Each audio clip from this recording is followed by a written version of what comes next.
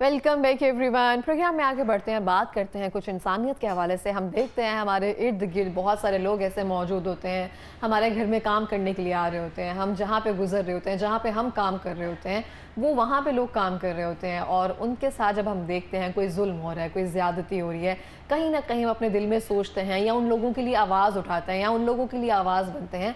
लेकिन हमारी ज़िंदगियों में कुछ लोग ऐसे भी शामिल होते जा रहे हैं और वो इस कदर बढ़ते जा रहे हैं जिनके लिए बहुत सारे प्लेटफॉर्म्स पे ना तो हम आवाज़ उठा पाते हैं, ना उनके लिए कुछ कर पा रहे हैं। अगर हम चाहते हैं उनके लिए कुछ करना चाहें तो बहुत सारी चीज़ें जो आजकल प्लेटफॉर्म्स या डिजिटल मीडिया सेल्स जो हैं वो आवाज़ उठाने के लिए, उनकी मदद के लिए बन गए हैं, लेकिन उसको बैन कर दिया जाता है। अफसोस के साथ हम देखते हैं, हम अपने अपनों के लिए दर्द तो रखते हैं, लेकिन उनके लिए बोलना, उन तक वो चीज़ें पहुंचाना, या हम दूसरों पे बहुत सारी चीज़ें डाल देते हैं कि ये उसका हक है, ये वो करे या वो करे। हमारी जो जिम्मेदारी है हम उससे मुंह फेर लेते हैं। और इस हवाले से बात करेंगे। हमारे साथ स्टूडियो में मौजूद हैं समीना सईद साहिबा, जो कि वाइस प्रेसिडेंट हैं JI women director media sales. अस्सलाम वालेकुम। वालेकुम अस्सलाम। कैसी हैं आप? अल्हम्दुलिल्लाह, अल्लाह का शुक्र। प्रोग्राम में आने के लिए, और बहुत प्यारी लग रही हैं आप हमेशा की तरह। जज़ाकुमुल्लाह खैरन कसीरा, आपकी हुस्न नज़र है। नहीं, thank you so much ma'am. Ma'am, मैं आपसे पूछना चाहती हूँ कि हम इंसानियत की हमेशा बात करते हैं कि दर्द दिल के वास्ते पैदा किया इंसान को। हम देखते हैं कि हम दूसरों के लिए दर्द का जज्बा रखते हैं, बात करते हैं, आवाज़ उठाते हैं, लेकिन बहुत सारे लोग हमारे इस तरह से शामिल होते जा रहे हैं, हम उनके लिए कुछ नहीं कर रहे हैं, हम दूसरों पर डाल रहे हैं। ये उसकी ज़िम्मेदारी है। एज एन पर्सन हम अपना हक नहीं अदा कर पा रहे हैं, या मैं एक छोटा सा मैसेज करके, या मैं एक, मेरे पास अगर फॉलोअर्स हैं, मैं वहाँ पे अगर थोड़ा सा पैगाम पहुँचवा कर अगर मैं ये किसी तरह से करके अपना हिस्सा डाल सकती हूँ, हम वो भी नहीं कर पा रहे हैं।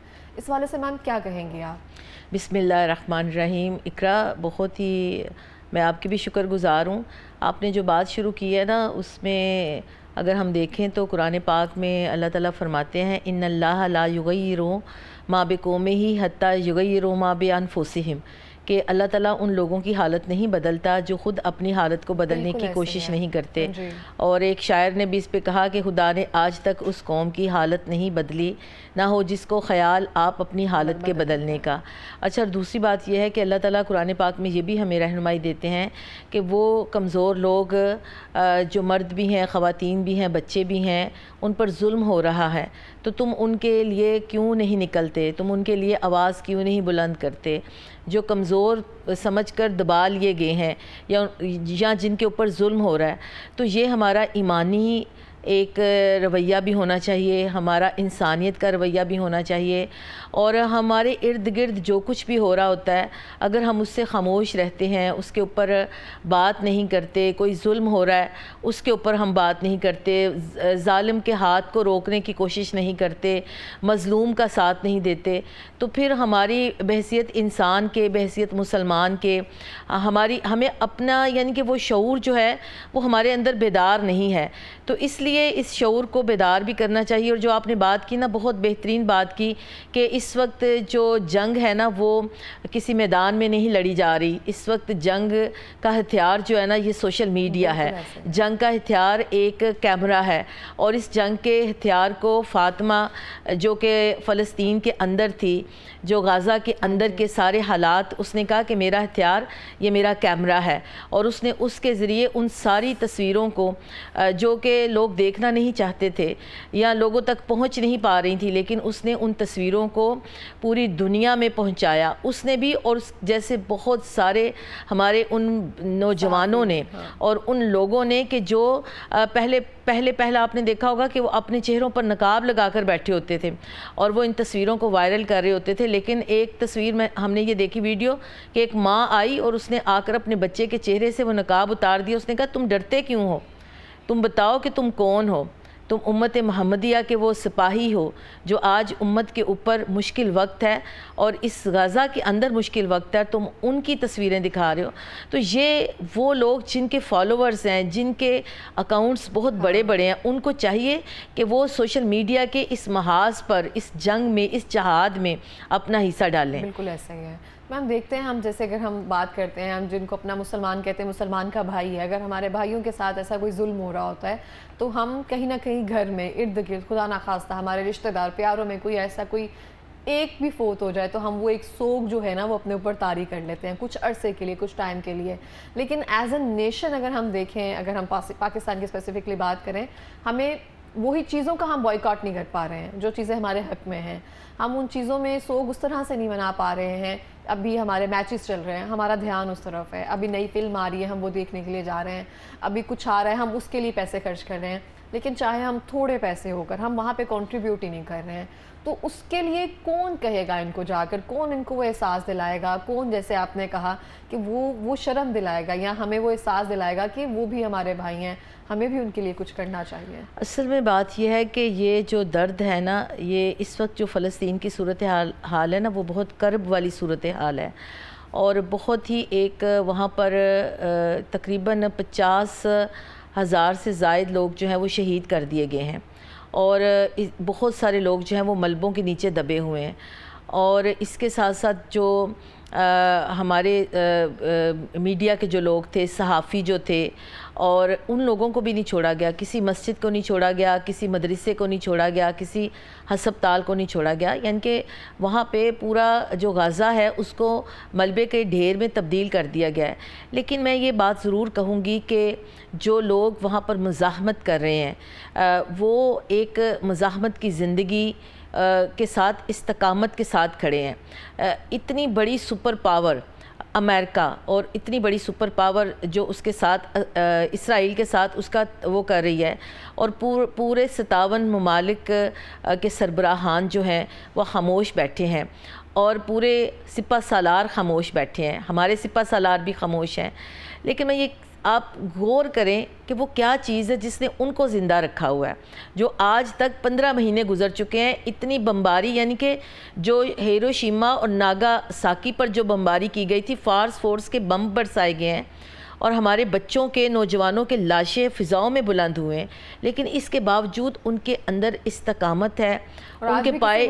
ہاں, اور وہ نیتن یاہو یہ کہتا ہے کہ ہمارا مقابلہ ان لوگوں کے ساتھ ہے جو موت سے نہیں ڈرتے. تو ہم وہاں پر نہیں پہنچ پاتے, ہم وہاں پر جا نہیں سکتے, لیکن ان کا درد محسوس کر رہے ہیں.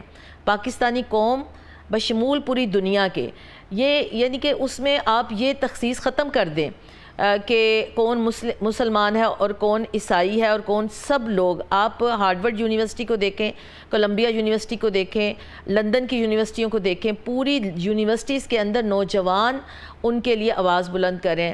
پاکستان کے اندر جو مظاہرے ہوئے ہیں اس سے بڑے بڑے مظاہرے ان ملکوں کے اندر ہو رہے ہیں جو کہہ رہے ہیں کہ فری فلسطین کا نعرہ لگا رہے ہیں. وہ کہہ رہے ہیں اس جینوسائیڈ کو بند کریں.